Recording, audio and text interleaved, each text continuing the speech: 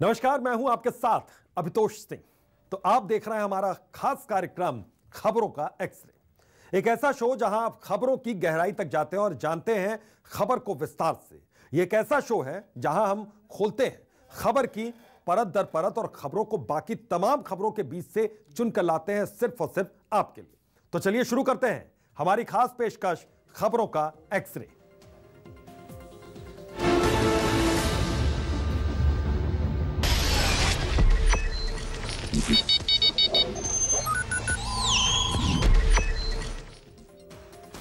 तो चलिए आपको बताते हैं कि वो कौन सी खबर है जिसे आज हम अपने खबरों के पिटारे से चुनकर सिर्फ और सिर्फ आपके लिए लेकर आए हैं, और इन खबरों का हम करने वाले हैं एक्सरे।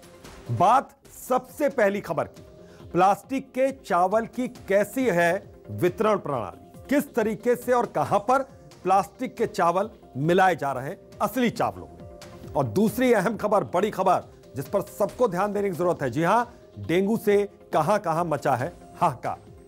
और तीसरी खबर है, संविधान जलाने की धमकी किस पर पड़ गई भारी। तो इन तीनों ही खबरों का हम एक्सरे करेंगे। सबसे पहले खबर की हम बात करते हैं कि क्या आपने कभी प्लास्टिक का मिला हुआ चावल खाया है? स्वाद इसका कैसा होता है? क्या इसे खाया भी जा सकता है? कहां बनाया जाता है यह प्लास्टिक का चावल? अगर आपने आज तक प्लास्टिक के चावल नहीं देखे तो न्यूज़ 24 मध्य प्रदेश छत्तीसगढ़ के पड़ताल में आप देख लीजिए। कोरोना काल के दौरान जहां देश की 80 करोड़ आबादी को सरकार की तरफ से मुफ्त राशन दिया जा रहा है, लेकिन वहीं छत्तीसगढ़ में सार्वजनिक वितरण प्रणाली की पूरी धज्जियां उड़ते हुए दिख रही हैं।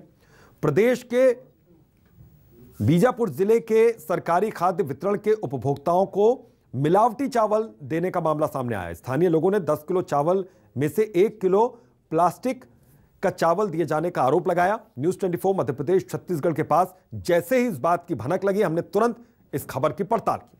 लेकिन पड़ताल में जो हकीकत सामने आई वो बेहद चौंकाने वाली थी। एक्सरे में देखिए चावल के नाम पर हो रही मिलावटखोरी का पूरा सच। तो प्लास्टिक का चावल मिलने से कहां हड़कंप मचा, कैसे हड़कंप मचा, इस खबर को हम विस्तार से आपको बताएंगे। दरअसल प्लास्टिक का चावल मिलने से हड़कंप मचा हुआ है। छत्तीसगढ़ के बीजापुर जिले में प्लास्टिक का चावल मिला है। उपभोक्ताओं को मिलावटी चावल देने का यह मामला सामने आया छत्तीसगढ़ में। 10 किलो चावल में 1 किलो मिलावटी चावल दिया जा रहा है। लोगों ने मिलावटी चावल दिए जाने का आरोप लगाया, बकायदा इसका वीडियो भी सामने आया। खाद्य वितरण विभाग की तरफ से यह मिलावटी चावल दिया जा रहा है, यह आरोप है। स्थानीय लोगों ने मिलावटी चावल का कई बार कई तरीके से परीक्षण भी किया। फिर न्यूज़ 24 मध्य प्रदेश छत्तीसगढ़ के पास मिलावटी चावल की एक्सक्लूसिव तस्वीरें भी आई, वीडियो भी है, वो भी हम आपको दिखाते हैं। न्यूज़ 24 मध्य प्रदेश छत्तीसगढ़ पर मिलावटी चावल का विस्फोटक खुलासा। न्यूज़ 24 की पड़ताल के बाद प्लास्टिक के चावल की भी पड़ताल न्यूज़ 24 ने की, और पड़ताल में एक चौंकाने वाला खुलासा हुआ। प्लास्टिक के चावल का परीक्षण किया। असली चावल और प्लास्टिक के चावल का परीक्षण किस तरीके से, यह भी आपको बताते हैं।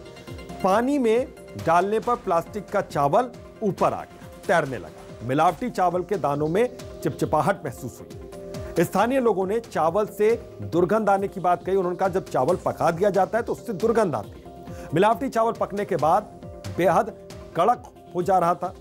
तो वीडियो भी हम आपको दिखाएंगे किस तरीके से नकली चावल पानी में तैरने लगा, वो वीडियो भी आपको हम दिखाते हैं। मौजूद हूँ भोपाल पट्टनम ब्लॉक के मीनूर गांव में, जहां से खबर आई थी कि जो पीडीएस से जो चावल बढ़ता है उसमें प्लास्टिक का चावल निकल रहा है। जिसके बाद न्यूज़ 24 की टीम ग्राउंड जीरो के लिए निकली, जहां नदी पार कर 4 किलोमीटर पैदल चलकर मीनूर गांव पहुंची है। आइए हम रियलिटी चेक करते हैं कि आखिर हकीकत है क्या। भैया ये बताइए कि जिस तरह से व्हाट्सएप में खबरें चल रही थी कि जो पीडीएस के द्वारा जो चावल बांटा जा रहा था गांव में, उसमें प्लास्टिक का जो चावल है वो मिक्स है, क्या है पूरा मामला? नहीं, राशन कार्ड वाला चावल मिलता है। अच्छा, वो पीडीएस मतलब वो जो राशन दुकान है वही है, तो वहाँ से चावल आप लोग को मिला था, उसमें प्लास्टिक का चावल मिक्स था उसी में प्लास्टिक वाला। तो कब का, किस महीने का राशन था ये? अक्टूबर महीने का, अक्टूबर इसी महीने का राशन था जिसमें प्लास्टिक का चावल मिक्स था।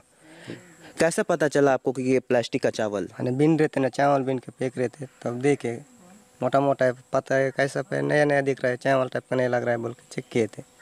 चेक करने पूरा बीन के देखने से प्लास्टिक वाला निकल रहा था। दोनों में अंतर है खाने में? मोटा हो रहा है। अच्छा, एक आध बार बना के देखे आप? नहीं पता, बना तो काले, लेकिन उसका काले नहीं बना है।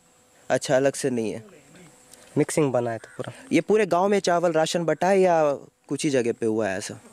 नहीं पता गांव वाला, लेकिन यहाँ तो देखे हम लोग, देख के मतलब इस जो आप लोग का यालम पारा है, यहाँ पे पूरे जगह ये दिक्कत आ रही है? पूरा यही दिक्कत है सब। कहीं शिकायत की आपने इसको लेकर?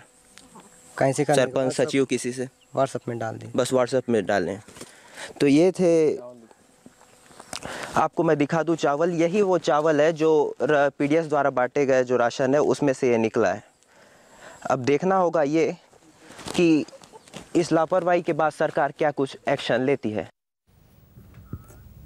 तो अब सरकार के एक्शन का इसमें इंतजार है। तो नकली चावल कैसे पहचाने, ये भी हम आपको बताते हैं। नकली चावल को जलाने पर चावल के कण प्लास्टिक की गंध छोड़ने लगे, आपको समझ में आ जाएगा। चावल को उबालकर उसे 2-3 दिनों तक बोतल में रख दीजिए। चावल पर फफूंदी का असर नहीं हुआ तो यह प्लास्टिक के चावल है। प्लास्टिक का चावल गर्म तेल में पिघल जाएगा। प्लास्टिक का चावल पानी के ऊपर तैरने लगेगा, जबकि असली चावल पानी पर तैरता नहीं, वो बैठ जाता है। यदि चावल प्लास्टिक का है तो उबलते वक्त बर्तन में मोटी परत बन जाएगी। तो बता दें कि प्लास्टिक का चावल कितना ज्यादा जानलेवा है। तो चंद रुपयों की खातिर करोड़ों की जान से खिलवाड़ यहां पर किया जा रहा है। छत्तीसगढ़ की 90% आबादी गरीबी रेखा से नीचे है। लगभग 2.5 करोड़ की कुल आबादी में 90% ऐसे परिवार हैं। इन परिवारों को पीडीएस की दुकानों से अनाज मिलता है। सरकारी गणना के मुताबिक प्रत्येक परिवार में 4 सदस्य हैं कम से कम। राशन के नाम पर गरीब परिवारों की सेहत से क्या खिलवाड़ हो रहा है, सवाल हमारा ये है। धीरे धीरे लोग गंभीर बीमारियों का शिकार हो रहे हैं, उन्हें समझ नहीं आ रहा कैसे। उसकी एक वजह यह भी हो सकती है, छोटे छोटे बच्चों को लीवर, हार्ट और लंग्स की समस्याएं हो रही, वो खराब हो रहे हैं। प्रदेश में चावल के नाम पर करोड़ों का गोरख धंधा कौन लोग कर रहे हैं, वो कौन से अधिकारी हैं जिन पर अब सरकार को कार्रवाई करनी पड़ेगी। हमारे साथ डॉक्टर राकेश गुप्ता जी मौजूद हैं, जो हॉस्पिटल बोर्ड के प्रदेश अध्यक्ष हैं। डॉक्टर साहब, हम आपसे यही जानना चाहेंगे कि ताजा मामला बीजापुर से आया है, जहां पीडीएस की दुकान से आरोप लग रहे हैं कि प्लास्टिक के चावल परोसा जा रहा है। इसको आप कैसे देखते हैं, कितना खतरनाक हो सकता है? पिछले कई वर्षों में कई बार चावल में प्लास्टिक मिले होने की शिकायतें आती रही हैं। इसकी जांच भी हुई। सोशल मीडिया में बहुत तेज़ी से ये खबर फैली कि प्लास्टिक परोसा जा रहा है, लेकिन कई बार आने के बाद ये खबर गलत भी निकली है। इस बार भी ये खबर चली है। मुझे विश्वास है कि सरकार इसकी जांच करवाएगी और जो सोशल मीडिया में लगातार अफवाहें फैलती है उस पर कहीं ना कहीं रोक लगाने की भी कोशिश करेगी। अगर ये सही निकली, अगर ये प्लास्टिक चावल है जिस तरह से बताया जा रहे हैं, जिस तरह से वीडियो है, कितना खतरनाक साबित हो सकता है? आदिवासी लोग हैं। देखिए, प्लास्टिक तो खाना अपने आप में बहुत दुखद बात है। प्लास्टिक यदि पेट में चला जाए तो बहुत सारे विकार आ सकते हैं। प्लास्टिक खाना या प्लास्टिक धोखे से खा लेना करीब करीब वैसा ही है जैसे गाय प्लास्टिक खा लेती है तो मृत्यु को प्राप्त हो जाती है। आप देखते ही हैं कि ये खबर सामने आने के बाद, वीडियो वायरल होने के बाद, आदिवासियों के हित में सरकार कब तक इसमें जांच करती है और अगर मामला सही पाए जाते हैं तो दोषियों पर किस तरह की कार्रवाई होती है। कैमरामैन चोलाराम के साथ सत्य राजपूत, न्यूज़ 24 रायपुर। तो सिर्फ चावल की मिलावट नहीं बल्कि मिलावट धान में भी हो रही है, उसमें रेत की मिलावट की जा रही है। ये भी एक जानकारी हम आपको देते हैं। नारायणपुर में धान की बोरियों में रेत मिलाया गया। बोरी में रेत भरकर लोगों को धान दिया जा रहा है। धान खरीदी केंद्र कोचेवाही का यह पूरा मामला है। वजन बढ़ाने के लिए बताया जा रहा है कि रेत मिलाई गई। वहां पर खराब हुए धान के मामले को दबाने की यहां पर कोशिश कुछ अधिकारियों, कुछ कर्मचारियों की ओर से की गई है। इसका खुलासा हमने किया। धान संग्रहण केंद्र में बोरी में रेत भरते हुए कुछ लोग पकड़े गए। तो वहीं इस मिलावटखोरी के मामले पर पूर्व सीएम रमन सिंह ने क्या कुछ कहा है, यह भी आपको सुनवाते हैं। ये हालत छत्तीसगढ़ में आ गया है कि नीचे स्तर से लेकर ऊपर स्तर तक बेईमानी कहां तक हो गया कि अब धान के बोरे में सरकार के अधिकारी और कर्मचारी अधिकृत रूप से घोषित करके बोरे में 2 से 4 किलो रेत डाल रहे हैं ये अपने आप में भ्रष्टाचार का एक नया प्रयोग छत्तीसगढ़ कर रहा है, जो धान के साथ साथ रेत खिलाएगा लोगों को, रेत डाला जा रहा है। और इसके बारे में निश्चित रूप से तत्काल कार्रवाई, नारायणपुर जिले की घटना है, कार्यकर्ताओं ने इसको पकड़ा है, इमीडिएट कार्रवाई होना चाहिए। और प्रदेश में और कहां किस प्रकार के धान खरीदी में भ्रष्टाचार हो रहा है उसको भी देखना चाहिए। तो दोनों ही मामलों में कार्रवाई होनी चाहिए। अब सरकार पर भी इस बात का दबाव यहां पर है।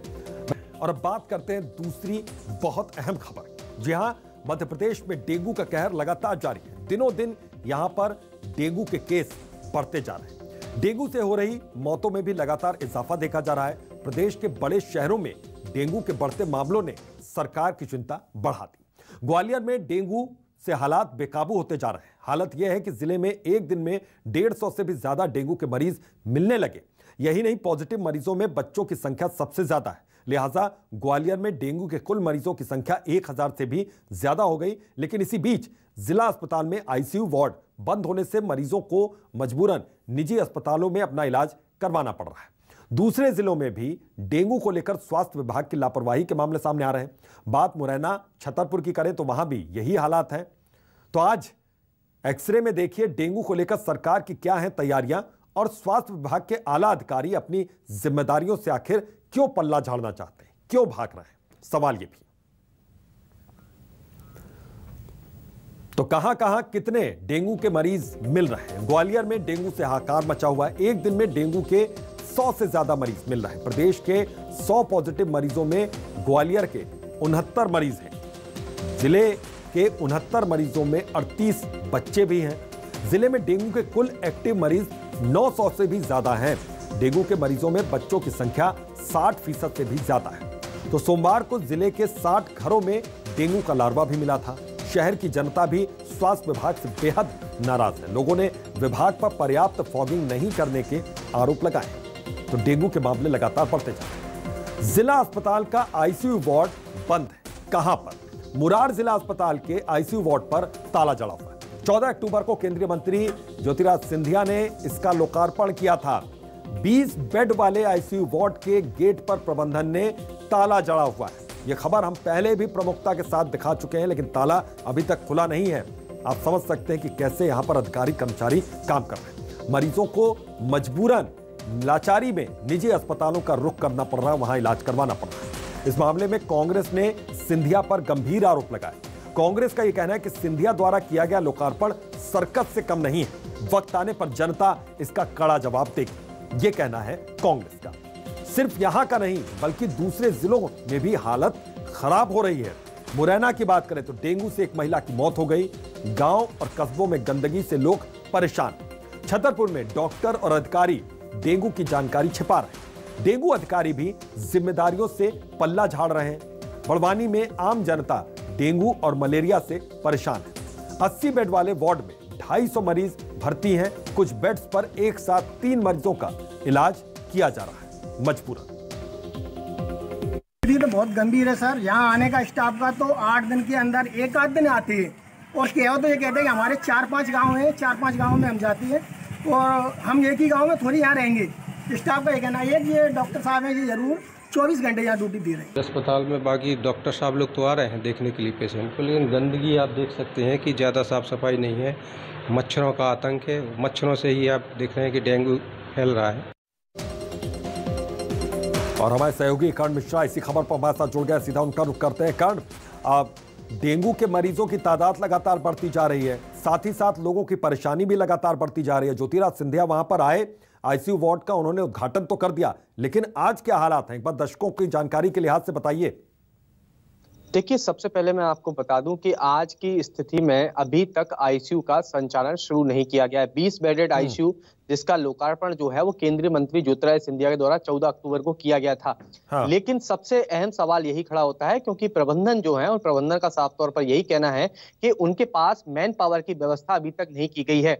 जबकि कोविड की लहर जिस तरीके से सामने लेकर कर आई थी उसके बाद तमाम व्यवस्थाएं जो है वो की गई थी। बहरहाल इसमें सबसे ज्यादा जो थी व्यवस्था वो थी मैन पावर को बढ़ाए जाने की। और उसके बाद वर्तमान समय में जिस तरह से डेंगू का कहर ग्वालियर जिले के साथ में समूचे अंचल में देखा जा रहा है, ऐसी स्थिति में चूंकि ग्वालियर एक बड़ा सेंटर है, स्पेशली कहा जाए तो हेल्थ के मामले में। ऐसे हम ये नहीं कह सकते कि सिर्फ और सिर्फ ग्वालियर के लोग स्वास्थ्य सुविधा के लिए ग्वालियर पर निर्भर हैं। आसपास के जिलों के अलावा अन्य प्रदेश, विशेष तौर पर कहा जाए तो राजस्थान और उत्तर प्रदेश से भी बड़ी संख्या में लोग इलाज के लिए ग्वालियर पहुंचते हैं। हाँ। ऐसे में सरकारी अस्पताल एक ऐसी व्यवस्था होती है जहां पर वो समुचित इलाज करा सकते हैं, लेकिन अस्पतालों की अव्यवस्था का खामियाजा उनकी जेब पर पड़ता है, क्योंकि ऐसे इस मौके का फायदा सीधे तौर पर निजी अस्पताल उठाते हैं। और यही कारण है कि उसके बावजूद भी जो जिम्मेदार हैं वो अपनी नींद से उठकर बाहर नहीं आ रहे हैं। और यही कारण है कि इस तरीके की तमाम अव्यवस्थाएं जमीनी स्तर पर देखी जा रही हैं। हालांकि दावा यही किया जा रहा है कि कल यानी कि इस अस्पताल आईसीयू का संचालन जो है वो शुरू कर दिया जाएगा। ऐसे में अब ये देखना होगा कि क्या कल इस आईसीयू का संचालन शुरू किया जाता है। वहीं दूसरी ओर जिस तरह से डेंगू के मामले तेजी से सामने आ रहे हैं, इसमें सवाल जो आम जनता की ओर से खड़े किए गए हैं उसमें साफ तौर पर आरोप यही लगाया गया है कि जो फॉगिंग की जा रही है, तमाम तरह का लार्वा नष्टीकरण और सर्वे का कार्य किया जा रहा है, हाँ। वो भी जमीनी स्तर पर देखा जाए तो कोसों दूर है।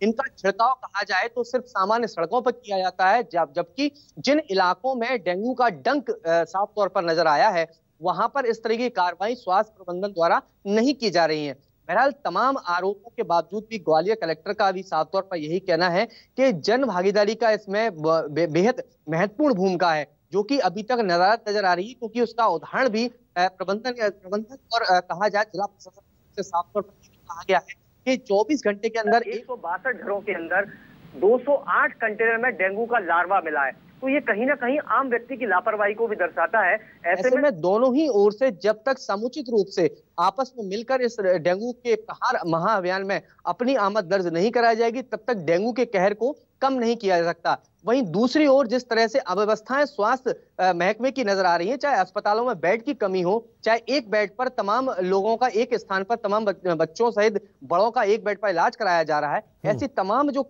खामियां नजर आ रही हैं तस्वीर में, उसके बाद इन व्यवस्थाओं को मजबूती देना बेहद जरूरी है। क्योंकि जिस तरह से बिल्कुल इन व्यवस्थाओं को मजबूती देना बेहद जरूरी है, शासन और प्रशासन स्तर पर भी और खुद स्थानीय स्तर पर भी, क्योंकि जो स्थानीय लोग हैं वो भी अगर आसपास गंदगी रखेंगे, पानी को जमा रखेंगे तो डेंगू के लार्वा वहां पर आएंगे ही आएंगे। तो खुद से भी अपनी सुरक्षा अपने हाथ में भी है, इसका भी खास ख्याल रखा जाए। बहुत बहुत शुक्रिया कारण इस तमाम जानकारी के लिए आपका। तो डेंगू के मरीजों की तादाद बढ़ रही है, लेकिन हकीकत यह भी है कि कुछ खामी, कुछ प्रशासनिक कमी और कुछ खुद लोगों की भी कमी, इसलिए सावधान रहिए, डेंगू से बचकर रहिए।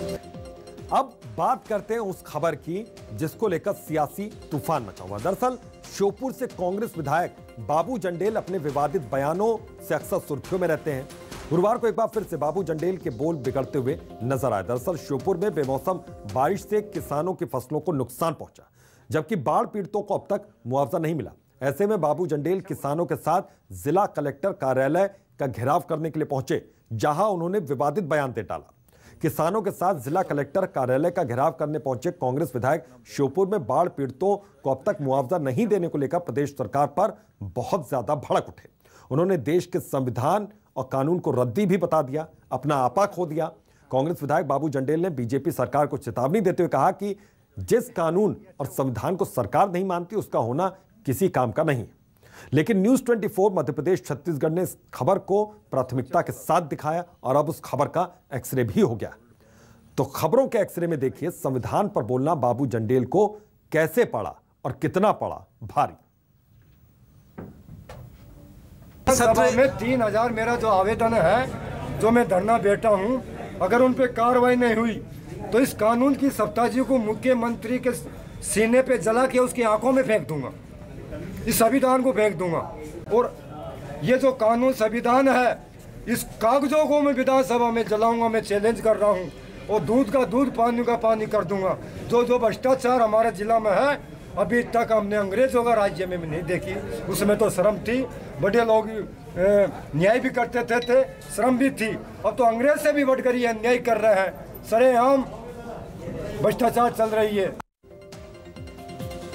तो संविधान को जलाने की बात भारी पड़ गई। कांग्रेस विधायक की बात उन्हीं को भारी पड़ी है। न्यूज 24 की खबर के बाद पुलिस ने इस पूरे मामले में एक्शन लिया। विधायक के खिलाफ एफआईआर दर्ज हो गई है। गृह मंत्री नरोत्तम मिश्रा ने इस मामले में सबसे पहले हस्तक्षेप किया। बाबू जंडेल ने संविधान को जलाने की जो धमकी दी थी, आपने भी सुनी। तो विधायक के खिलाफ राष्ट्र गौरव अपमान निवारण अधिनियम के तहत यह केस दर्ज हुआ है। बीजेपी ने विधायक की सदस्यता खत्म करने की भी बात कही है। मैंने अभी डीजी साहब को कहा है कि राष्ट्र गौरव अपमान निवारण अधिनियम के तहत इन विधायक जी पर कार्रवाई करें। Prevention of insult to national honour act के तहत विधायक जी पर कार्रवाई होगी और इस तरह से संविधान का अपमान करने का जो बाबा साहब भीमराव जी अंबेडकर का बनाया हुआ संविधान है, अगर उसको जलाने की कोई भी बात करेगा तो ये बर्दाश्त के काबिल नहीं है। तो सुना आपने, संविधान का अपमान करने की जो भी कोशिश करेगा वो उसकी इजाजत किसी को नहीं मिलेगी। कानून इसके लिए बना हुआ है और कानून के तहत ही यहां पर कार्रवाई की जा रही है। बहरहाल आज खबरों के एक्सरे में बस इतना ही। देखते रहिए न्यूज़ 24 मध्य प्रदेश छत्तीसगढ़।